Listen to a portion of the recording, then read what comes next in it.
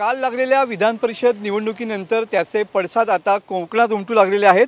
कारण येणाऱ्या विधानसभा निवडणुकीमध्ये आता राजापूर मतदारसंघावरती या ठिकाणी काँग्रेसने दावा सांगितलेला पाहायला मिळतोय आणि त्याच अनुषंगाने सध्या राजापूर विधानसभा मतदारसंघावरती काँग्रेस आणि उद्धव ठाकरे गटात जोरदार रस्सीखेच पाहायला मिळते। तुम्ही बघू शकता की साखरपा बस स्टँड परिसरामध्ये किंवा साखरपा बाजारपेठेमध्ये लागलेला हा जो बॅनर आहे तो सध्या लक्षवेधी असलेला पाहायला मिळतोय।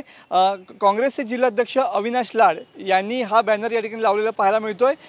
हीच ती वेळ, अभी नहीं तो कभी नहीं अशा आशयाचे बॅनर सध्या राजापूर, लांजा, साखरपा या परिसरामध्ये लागलेले पाहायला मिळत आहेत। अविनाश लाड काँग्रेसचे जिल्हाध्यक्ष आहेत, त्यांचा या ठिकाणी फोटो आहे। त्याचबरोबर दिल्लीतल्या वरिष्ठांचा या ठिकाणी बॅनरवरती या ठिकाणी फोटो पाहायला मिळतात। तर काँग्रेसचे प्रदेशाध्यक्ष नाना पटोले यांचा देखील फोटो आहे। है तयार हम अशा आशयाचे हे बॅनर या ठिकाणी लागलेले पाहायला मिळत आहेत। राजापूर विधानसभा मतदारसंघ या ठिकाणी उद्धव ठाकरे गटाच्या ताब्यामध्ये आहे। विद्यमान आमदार राजन साळवी यांचा हा मतदार केंद्र म्हणून या ठिकाणी ओळखलं जातं। आपल्यासोबत या संदर्भात बोलण्यासाठी स्वतः काँग्रेसचे जिल्हाध्यक्ष लाडसाहेब आहेत। लाडसाहेब, बॅनर झळकलेले आहेत। राजापूर विधानसभा मतदारसंघावरती काँग्रेसने दावा केलेला पाहायला मिळतोय। 100% आम्ही काँग्रेसचा दावा आहे का रत्नागिरी जिल्ह्यामध्ये 5 मतदारसंघ आहेत, त्याच्यामध्ये काँग्रेसचा राजापूर मतदारसंघावरती हा पारंपरिक राजापूर मतदारसंघ काँग्रेसचा राहिला आहे। इतर आमचे सन्माननीय आमचे नेते लहरा हातनकर साहेब ह्या इथलं नेतृत्व केले, ते मंत्री राहिलेले आहेत आणि काँग्रेसचाच हा मतदार फक्त 2 टर्मचा एक विषय असेल। पण आता जे काम झालेलं असेल किंवा आता जी परिस्थिती या ठिकाणी जर पाहिली असेल की शिवसेनेमध्ये जे गट पडलेले आहेत, शिवसेना BJP वेगळी झालेली आहे, शिंदे गट झालेले आहेत आणि आत्ताच्या लोकसभेमध्ये जे काँग्रेस पक्षाने काम केलं आहे त्याची नोंदसुद्धा या इथल्या मतदारसंघातल्या लोकांनी घेतलेली आहे। त्यामुळे आमचा 100% दावा राजापूर मतदारसंघावरती आहे। काल विधान परिषदेची निवडणूक झाली, त्याच्यानंतर खऱ्या अर्थानं आता दावे प्रतिदावे पाहायला मिळत आहेत। अभी नहीं तो कभी नहीं अशा आशयाचे हे जे बॅनर आहे त्या ठिकाणी तुम्ही लावलेले पाहायला मिळत आहेत।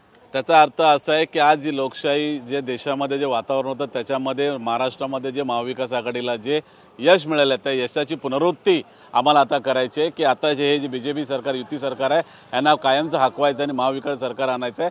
म्हणून आम्ही लोकांना आवाहन करतो, अभी नाही तो कभी नाही, पुन्हा महाविकास सरकार आलं पाहिजे, जनतेचं सरकार आलं पाहिजे, गरिबांचं सरकार आलं पाहिजे, रोजगार जर फक्त तरुणांचं सरकार आलं पाहिजे, त्यासाठी जाणार आहे अभी नाही तो कभी नाही। बॅनर पूर्ण राजापूर विधानसभा मतदारसंघात लागलेले आहेत। विद्यमान आमदार या ठिकाणी राजन साळवी या ठिकाणी आहेत। नाही बघा, मतदारसंघामध्ये विद्यमान आमदार जरी ते असले तरी आज या मतदारसंघामध्ये जे काम असेल किंवा जे परिस्थिती असेल आणि ठरलेल्या महाविकास आघाडी जिंकायची जी सीट आहे, जिंकण्याची सीट त्या पक्षाला द्यायचे। त्यामुळे जिंकण्याचा दावा काँग्रेस पक्षाचा 100% आहे। कारण जर आज तुम्ही पाहिलं असेल या खासदारकीच्यामध्ये इलेक्शन होतं, त्या खासदारकीमध्ये कोणाचं काम जास्त आहे, कोणी लीड दिला ह्याची रूपरेषा त्या ठिकाणी होणार आहे। त्यामुळे हक्काने आम्ही सांगतो की काँग्रेस पक्षाचं मतदार वाढलेले आहे, गेल्या टायमापेक्षा डबल झालेले नाही। शिवसेनेचा मतदारसंघ असेल ते कमी झालेले आहे। त्यामुळे आम्ही 100% हक्क सांगतो रत्नागिरी जिल्ह्यामध्ये राजापूर मतदारसंघ हा काँग्रेसचाच राहील।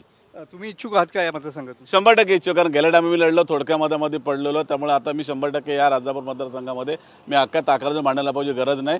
प्रस्पष्टपणे आम्ही मागणी केली, माझा फॉर्म भरून उद्या आम्ही देणार। माझी मागणी राजापूर मतदारसंघात आहे आणि 100% मी दावेदार आहे इथला। बरोबर आहे। काँग्रेसची सीट या ठिकाणी नक्कीच निवडून येईल असा विश्वास अविनाश लाड यांनी व्यक्त केलेला आहे। त्यामुळे पक्षश्रेष्ठींकडे आपण हा मतदारसंघ काँग्रेसला मिळावा अशीच मागणी या ठिकाणी करणार आहोत, असं स्पष्ट संकेत यांनी अविनाश लाड यांनी दिलेले पाहायला मिळत आहेत। कॅमेरामन समित गजनेसह मी मनोज डेले, TV9 मराठी, साखरपा, रत्नागिरी।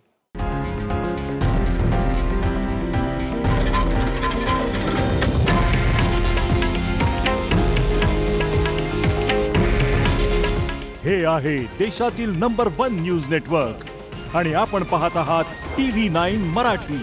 काळजी तुमची, हित महाराष्ट्राचं।